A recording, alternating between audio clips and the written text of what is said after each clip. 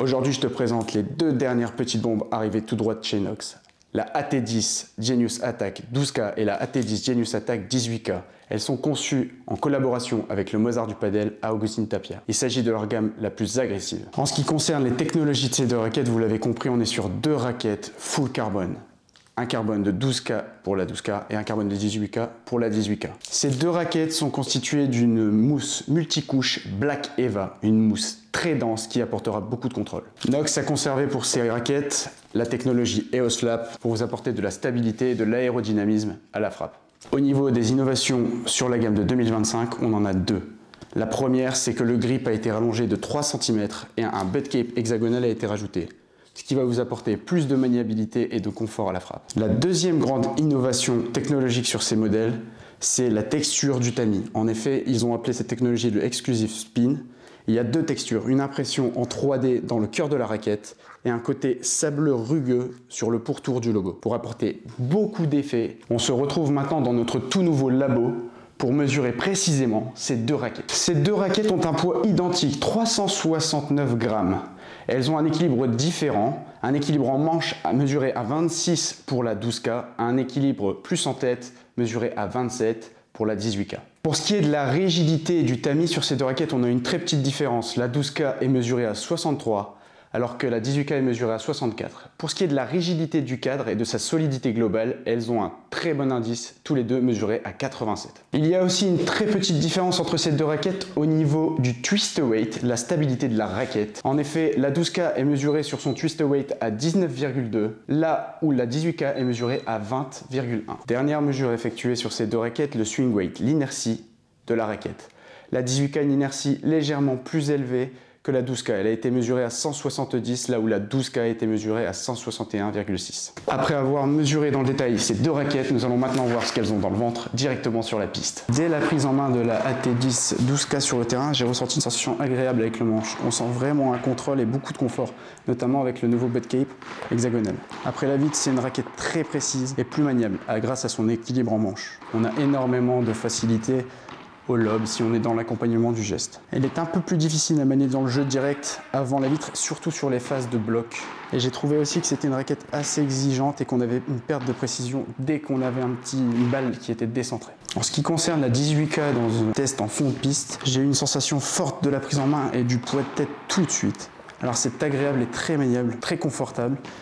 Le point en tête, il aide à accompagner et à préparer la raquette basse. L'inertie de la raquette, elle emmène facilement le bras vers le haut. Elle permet d'envoyer de très bons lobes très haut, très facilement. On ressent pas du tout, on n'a pas besoin de forcer. En ce qui concerne la 12K, sur tout ce qui est frappe haute, elle m'apparaît beaucoup plus maniable que la 18K. Elle fait preuve de contrôle dans ses frappes. Elle a un réel effet catapulte et la balle ressort. On a une vraie impression de pétard avec cette raquette. C'est-à-dire qu'on n'a pas besoin de forcer, la balle ressort tout de suite. Et on ressent beaucoup l'effet, j'étais un peu sceptique là-dessus, mais on ressent beaucoup l'effet Exclusive Spin. Ça permet vraiment d'imprimer beaucoup d'effets dans la balle et on le ressent notamment dans la main. Et on sent vraiment la sensation d'effet. On a un contact très nerveux entre la balle et la raquette. Elle est très facile à maîtriser, elle nécessite moins de force en vibora et en bande d'air. Et alors dans tout ce qui concerne les smatchs et les frappes de finition, on a vraiment une balle qui gicle directement. Pour la 18K, c'est un peu particulier, on ressent vraiment une forte inertie et toutes les frappes hautes, on sent un besoin de vraiment s'engager physiquement avec beaucoup de force. C'est une raquette qui demande beaucoup de bras, beaucoup de vitesse de bras. Il faut être très bien placé. On sent qu'elle est moins nerveuse. Si on a le bon placement et qu'on est bien ancré sur ses jambes, on sent tout de suite que ça peut partir très fort, à condition d'y mettre beaucoup d'énergie. Au filet, les deux raquettes m'ont semblé à peu près identiques.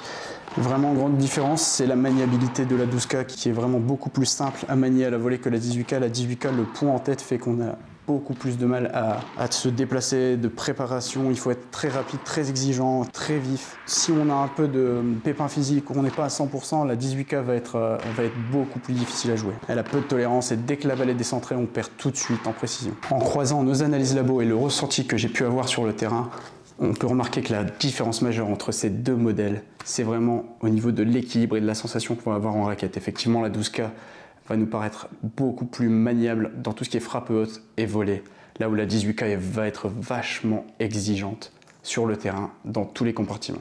On remarque tout de même qu'elles sont polyvalentes en fond de cours et qu'elles vont nous apporter beaucoup de confort et de précision à la frappe. En résumé, on tient là vraiment deux petits bolides au service de l'attaque avec un côté vraiment explosif sur la 12K, pas besoin d'avoir beaucoup de bras. Il y a un côté puissance et agressivité sur la 18K si on est vraiment très propre techniquement.